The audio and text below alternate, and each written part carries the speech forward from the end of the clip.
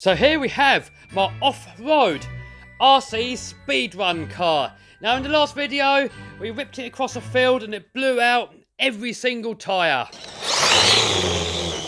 Oh no!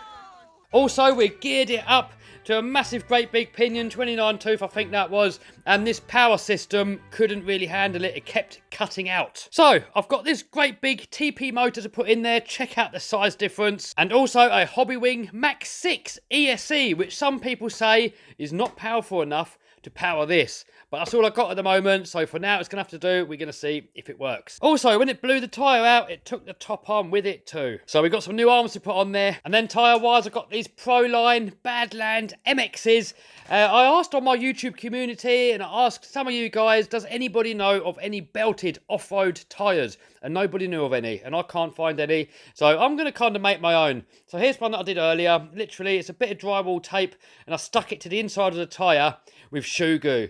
I've got to do the other tyres as well, so I'm going to do one on camera just to show you guys what I'm doing. No idea if it works. I've never seen anybody else do it before. Maybe it'll work, maybe it won't. Also, I'm going to glue it onto these Proline dished wheels here, and I'm not going to be using the foams. I'm going to leave it just hollow inside, because if we look at the tyre on here, the one tyre that didn't blow out, the foam inside it has actually come away and all gone to one side. So here it's really hard, and then here it's really soft. And my thinking is, when you're going that fast anyway, the centrifugal force is going to keep the tyre apart, and the foam's probably not going to be doing that much anyway. Anyway, sometimes we win, sometimes we learn. If I don't try it, I won't know. So anyway, this is an Armour Typhon, but it's got an M2C Mojave chassis on it, which is the longest wheelbase chassis that they do for the 6S platforms. The reason I want it long is because it's better to put the power down and it's less likely to wheelie. Also, I've got to make some body mounting system for the back here. I see a lot of the people doing speed runs, they put spacers between these body posts and have the spacers going across. But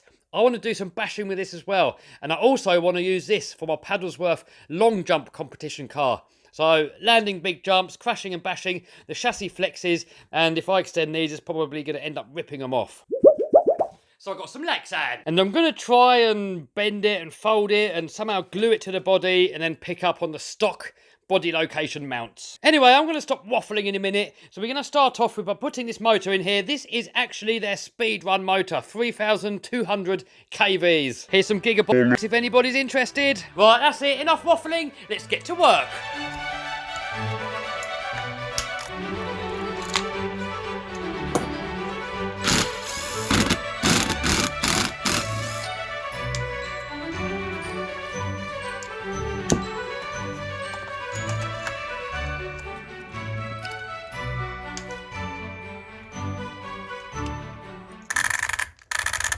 Man, that motor's got some compression.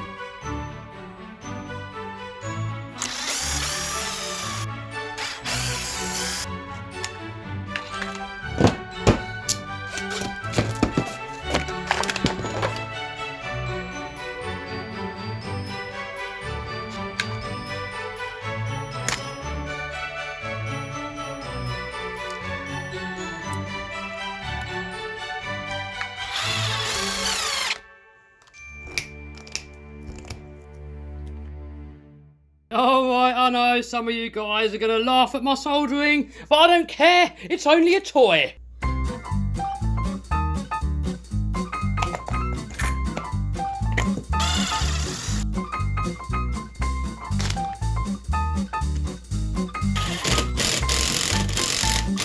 So we're nearly ready to give it a test run, so I'm going to run it outside in the car park. So I'm just going to chuck a set of these hoons on there and then give it a quick blast.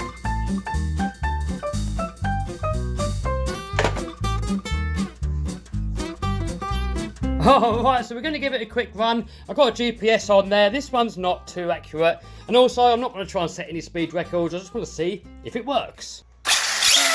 Oh my god, that's going to go. Oh my god.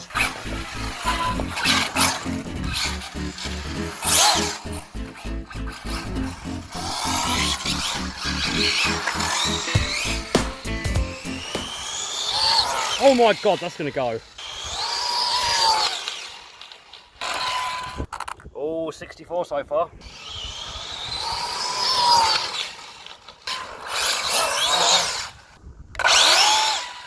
66.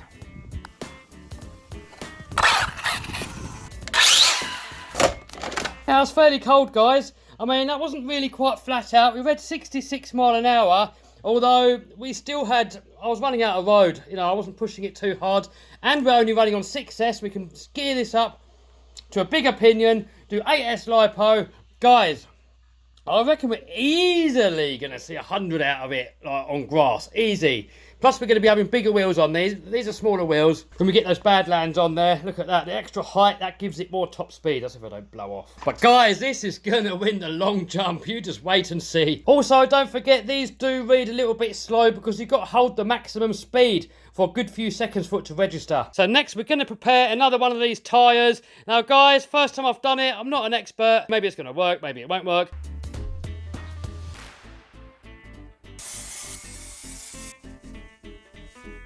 Alright, so I've just degreased it, and now I'm going to use some of this fibber tape, drywall tape, cut a little strip and stick it on.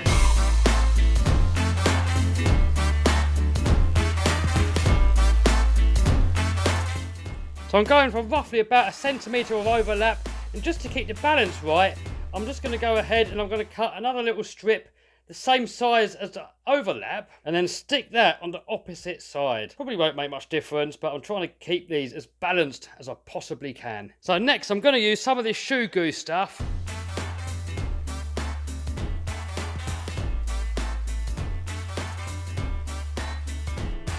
The trouble is, guys, once you get the shoe goo on there, it doesn't seem to want to stick as well anymore, and it starts to lift off.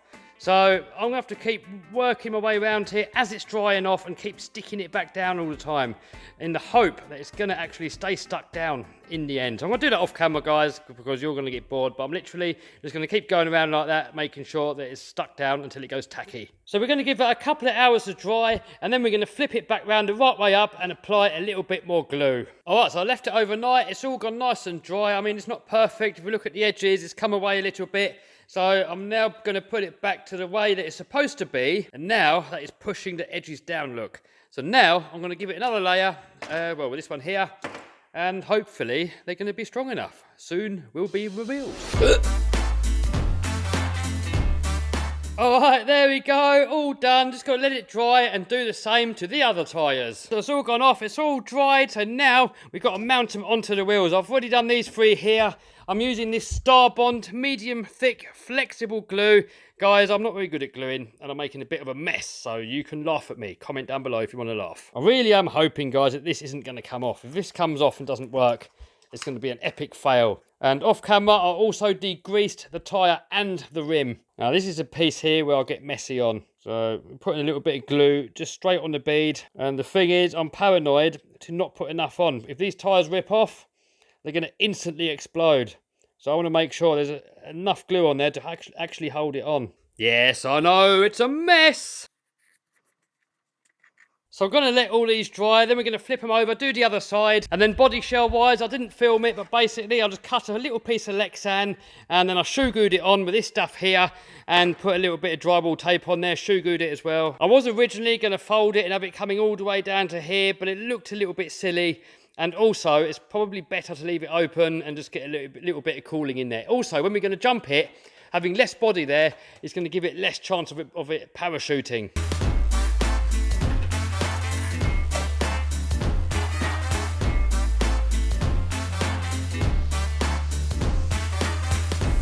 Guys, just check out the size of it. This one is a Hobeo Hyper VS standard length. And look at this for the extended chassis. It's like a whole wheel almost, longer. Man, this is going to go to the moon. Look at that TP motor poking out of there. All right, enough waffle. Let's go try it out. All right, so here we are on location. Got the GPS here. Got all that filled. And we've got a zombie apocalypse over there going on. All right, boys, how fast do you reckon? What are you guessing, Stephen? 75. 75 on grass? I was going to go for 70. 70? I think so. I reckon, because the run-up's not that much, so I'm going to be happy with 60 on here. Just got to wait for the signal to come and then we'll give it a blast. All right, there we go. We've all zeroed off. Oh my God. The brakes are good. Well, that's going. Oh, the front tyres are still ballooning, so I think we need earplug in the centre diff. What do you reckon? Oh, 66 mile an hour. Have we go. Hey, Steve, having a go, only on 6S. Dog chasing it. Take it over to the owners. Yeah, that dog's getting some exercise. Give the motor a little touchy, Stephen. What we like on the old temps. Absolutely fine. You can hold your fingers on there. Pat one a little go. Well, 66 on grass, that's not bad. Plus, this reads slow as well. Oh, plus you can go 8S. Plus we can go 8S, plus we can still gear it up. Pat's go. Pat trying to break the 66. It's not too bad, is it? Yeah. Oh, got about half throttle there. Oh, you cooked it. I'll get it, don't worry. It's probably just gone into ESC cutout. We're still on 66 mile an hour. Motor is fairly cold, but I'm guessing the Max 6 is just getting a bit warm in there. That was 66 mile an hour on 6S and a 22th pinion. So we can gear up on here still and we can go 8S. Guys, the challenge with this is to hit 100 mile an hour on grass. The ESC is not man enough. So some of you guys said get the Max 5, but I've seen one on Banggood that I want to try. So here it is.